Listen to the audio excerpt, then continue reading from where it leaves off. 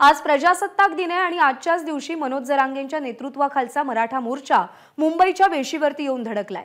मनोज जरांगेंच्या आंदोलनाचा आजचा निर्णायक दिवस मानला जातोय, कारण जरांगेंनी आंदोलन मागे घ्यावं यासाठी सरकारकडून जोरदार प्रयत्न सुरू आहे। दरम्यान राज्य सरकारचं शिष्टमंडळ जरांगेंच्या भेटीला पोहोचलंय, त्यांच्यामध्ये चर्चा सुरू आहे।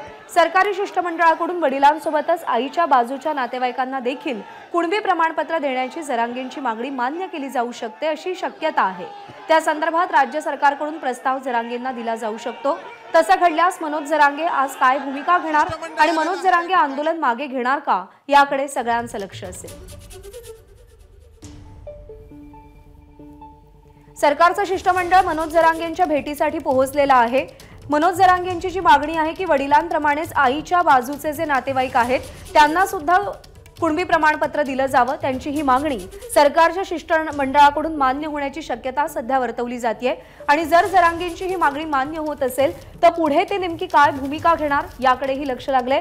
आजच्या जरांगेंच्या भूमिकेकडे संपूर्ण राज्याचं लक्ष लागलेलं आहे, कारण का आजच्या भूमिकेनंतरच आंदोलनाची दिशा ठरेलच, त्यासोबतच मराठा आरक्षणाची दिशा सुद्धा आज जरांगे काय भूमिका घेतात यावर अवलंबून असेल।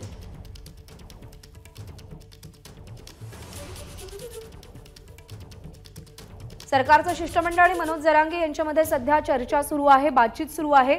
मनोज जरांगेंच्या ज्या मागण्या आहेत त्यांचा विचार करता राज्य सरकार आज नेमका कोणता ड्राफ्ट जरांगेंसमोर मांडणार याचीही उत्सुकता आहे आणि सरकारने ड्राफ्ट मांडल्यानंतर मनोज जरांगे काय भूमिका घेतात हेही पाहावं लागेल। मंदार गोंजारी आपले प्रतिनिधी सध्या आपल्या सोबत आहेत। तर मंदार, बराच वेळ झाला ही चर्चा सुरू आहे, या बैठकीचे काय अपडेट्स आहेत, काय तपशील आहेत?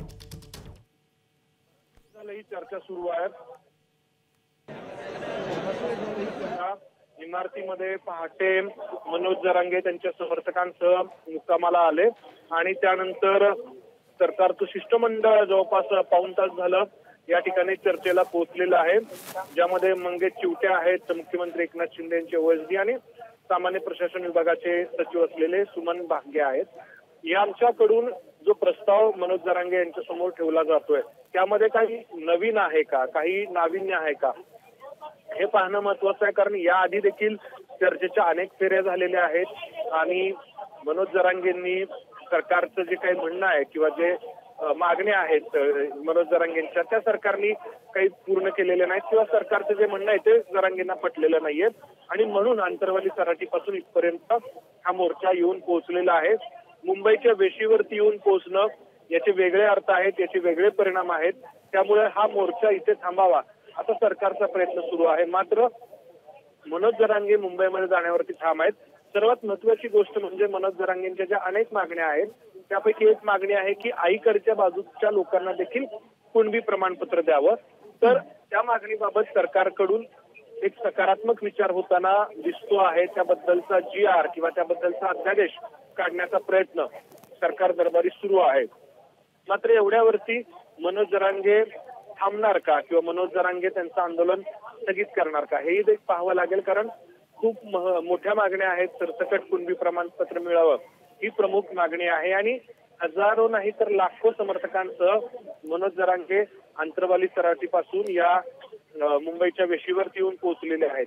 एकीकडे हा मोर्चा इथे येऊन पोहोचलेला आहे, दुसरीकडे हा मोर्चा जर मुंबईमध्ये आतमध्ये आला तर मुंबईवरती पडणारा ताण हा दुसरा जो दबाव आहे तो सरकारवरती आहे। त्यामुळे आजचा दिवस अतिशय महत्वाचा आहे, चर्चेमध्ये काय निष्पन्न होतं या बाबतीत।